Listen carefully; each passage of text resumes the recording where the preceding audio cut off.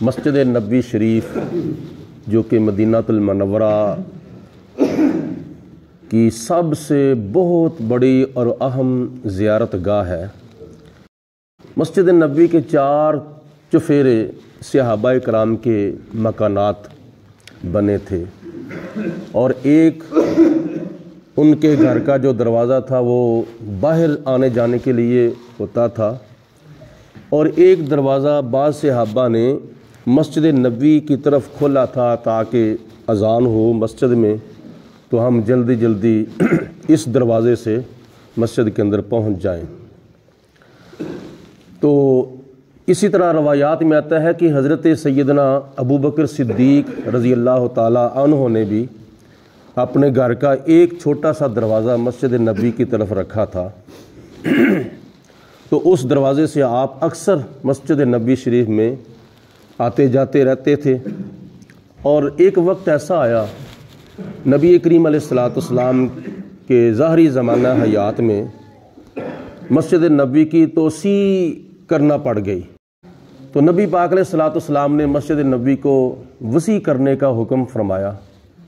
تو آپ ساتھ یہ بھی فرماتے ہیں کہ سارے صحابہ کرام کے مکانات کی طرف سے جو دروازے مسجد نبوی کی طرف بنے ہیں وہ دروازے بند کر دیے جائیں، سوائے حضرت سیدنا ابو بکر صدیق کے دروازے کے۔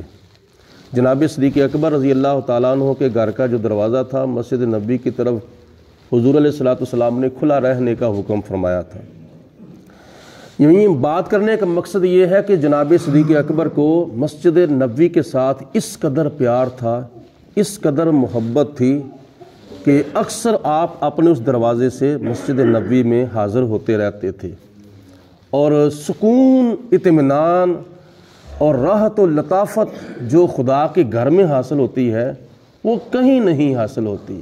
نبی کریم علیہ السلام کا جو اپنا معمول تھا، آپ جب بھی سفر پہ جاتے تھے تو آغاز سفر کا آپ مسجد سے کرتے تھے، اور جب سفر سے واپس حضور تشریف لاتے تھے تو سب سے پہلے آپ مسجد کے اندر تشریف لاتے تھے۔ یہ مسجد کو اتنی اہمیت حاصل ہے کہ سفر کا آغاز کرتے وقت بھی آپ مسجد سے کرتے تھے، اور سفر کا اختتام بھی آپ مسجد میں آ کر کرتے تھے۔ بلکہ قرآن پاک کے اندر یہ واقعہ موجود ہے جو کہ اگلا مہینہ آ رہا ہے معراج مصطفیٰ صلی اللہ علیہ وسلم کا۔ اللہ پاک کی ذات بابرکات نے قرآن پاک میں جو سفر معراج نبی پاک علیہ السلام کا بیان فرمایا ہے، تو اس معراج شریف کا ایک حصہ ہے سیر، جس کا تعلق ہے زمین کے ساتھ۔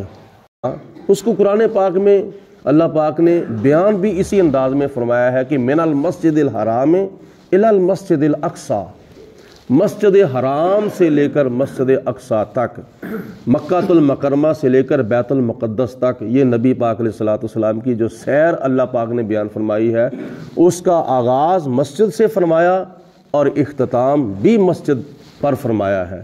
مسجد حرام سے آپ کی سیر شروع ہوئی اور مسجد اقصی تک آپ کی سیر جو تھی وہ مکمل ہوئی۔ یہ نبی پاک علیہ السلام کو اس قدر پیار تھا مسجد کے ساتھ۔ اسی طرح حضرت سیدنا صدیق اکبر رضی اللہ تعالیٰ عنہ کو مسجد کے ساتھ اتنا پیار تھا کہ آپ نے جو دروازہ بنایا تھا وہ نبی پاک علیہ السلام نے بھی کیا نام ہے بند نہ کرنے کا حکم دیا تھا۔ اور پھر مسجد ابو بکر صدیق ہے ایک مدینہ المنورہ کے اندر، اس مسجد کو بھی حضرت سیدنا ابو بکر صدیق نے تعمیر فرمایا تھا اور اس کو پھر آباد بھی فرمایا تھا، یہاں تک کہ آپ نے اس مسجد کے اندر عید کی نماز بھی ادا فرمائی تھی۔ تو یہ جو مشن ہے نا، مشن مسجد بنانے کا، مسجد بسانے کا، مسجد آباد کرنے کا، یہ تیرا میرا مشن نہیں ہے، یہ ایک فرد واحد کا مشن نہیں، بلکہ قرآن پاک اور حدیث پاک اٹھا کے دیکھو 1,00,000 کئی ہزار نبیوں کا مشن ہے۔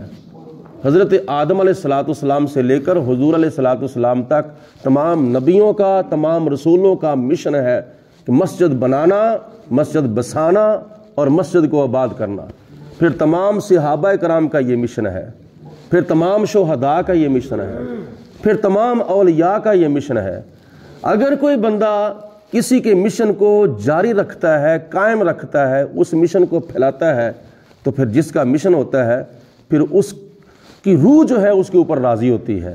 آج ہم نے اللہ کو راضی کرنا ہے، اور اللہ تعالیٰ راضی ڈائریکٹ بھی ہوتا ہے اور انڈائریکٹ بھی ہوتا ہے، بلکہ انڈائریکٹ اللہ کو راضی کیا جائے تو اللہ تعالیٰ زیادہ راضی ہوتا ہے۔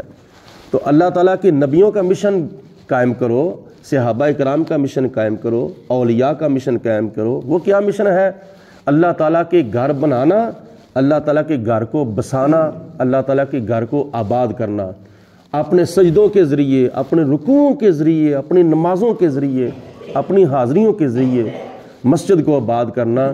یہ اللہ تعالیٰ کے نبیوں کو، خدا تعالیٰ کے ولیوں کو راضی کرنے کا ذریعہ اور سبب ہے، اور خدا کے پیارے ہم سب پر راضی ہو گئے تو پھر خدا بھی راضی ہوگا۔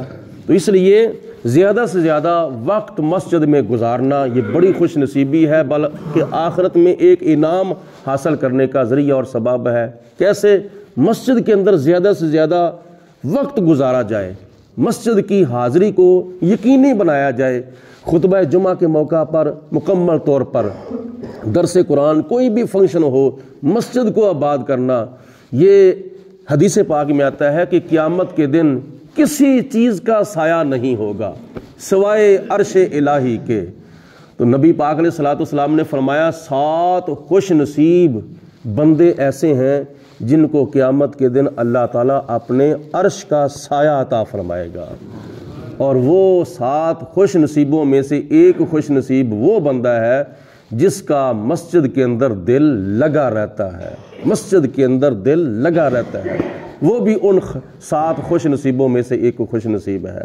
اللہ پاک ہم سب کو زیادہ سے زیادہ عمل کرنے کی توفیق عطا فرمائے۔ وآخر الدعوانا ان الحمد للہ رب العالمین۔ الصلاۃ والسلام علیک یا سیدی یا رسول اللہ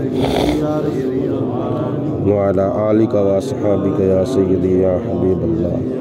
الصلاۃ والسلام علیک یا رحمۃ للعالمین وعلی آلک واصحابک یا خاتم النبیین۔ اللہم صلی علی سیدنا و مولانا محمد معدن الجود والکرم وعلیہ وصحابہ وبارک وسلم۔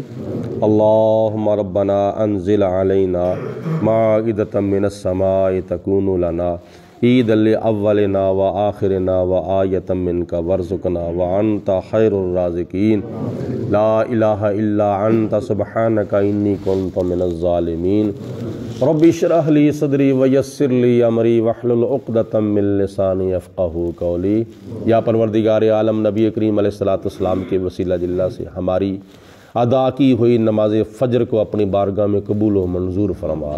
یا اللہ ہمارے صغیرہ و کبیرہ گناہ معاف فرما، ہمیں زیادہ سے زیادہ نیک اعمال کی توفیق عطا فرما۔ الہ العالمین ہمیں تیرے پیاروں کے ساتھ زیادہ سے زیادہ پیار کرنے کی توفیق عطا فرما، مرتے وقت کلمہ پڑھنا نصیب فرما، زندگی شان کی، موت ایمان کی نصیب فرما، ہمارے تمام فوت شدگان کی بخشش فرما، جو ہمارے مسلمان بہن بھائی زندہ ہیں ہم سب کو سچی توبہ کی توفیق عطا فرما۔ صلی اللہ علیہ حبیبہ محمد وعلیہ